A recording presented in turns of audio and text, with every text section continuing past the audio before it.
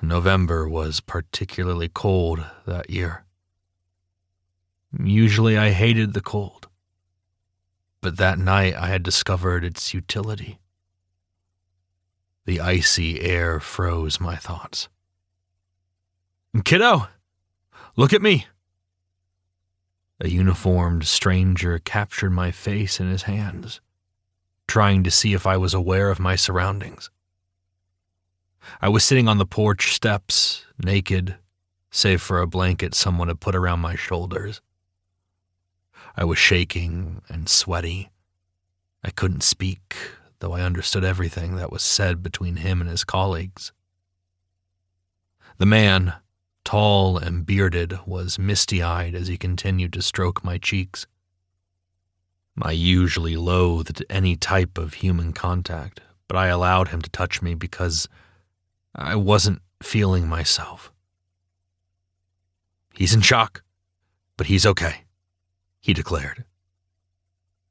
The officers continued to speak to me, but I just stared into the red and blue of the light bars. They flashed, blinding me, and I squinted at their intensity. I was the one who had called the police, even though I was just a child.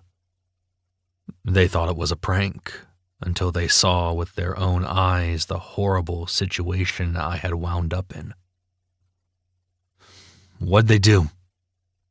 The police officer took my chin gently and tried to force me to look at him, but my face just kept turning back in the same direction. I stared at the patrol cars, not saying a single word.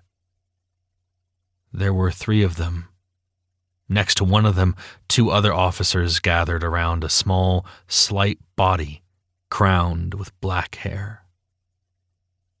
It was a little girl, the same one who had been with me just before.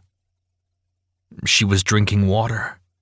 Her bare feet were filthy with dirt, and a blanket covered her still immature frame. "We called your parents.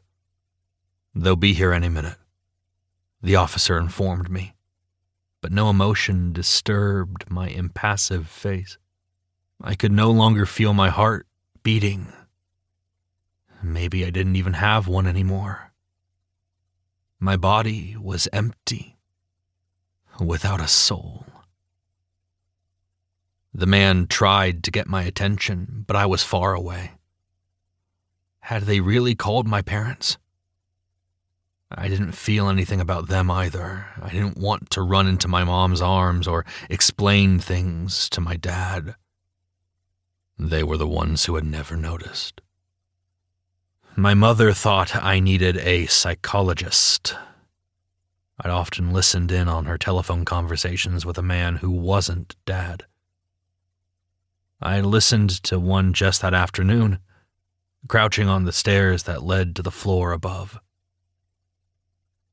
I recalled every detail. Mama walked nervously back and forth in her high heels. She had always been a refined woman, high class even at home. Her platinum blonde hair was gathered severely into a neat bun. Pearl earrings decorated her perfectly symmetrical earlobes. Her skin was translucent. Her blue eyes, ringed by long lashes, looked at everything. But in actuality, they saw nothing. She had all the clues right in front of her. I did everything I could to show her, but she just thought I was disturbed, troubled, deviant. "How can I know if a child needs a child psychologist? You're a psychiatrist, right? What do you suggest we do?" She asked the person on the other end of the phone.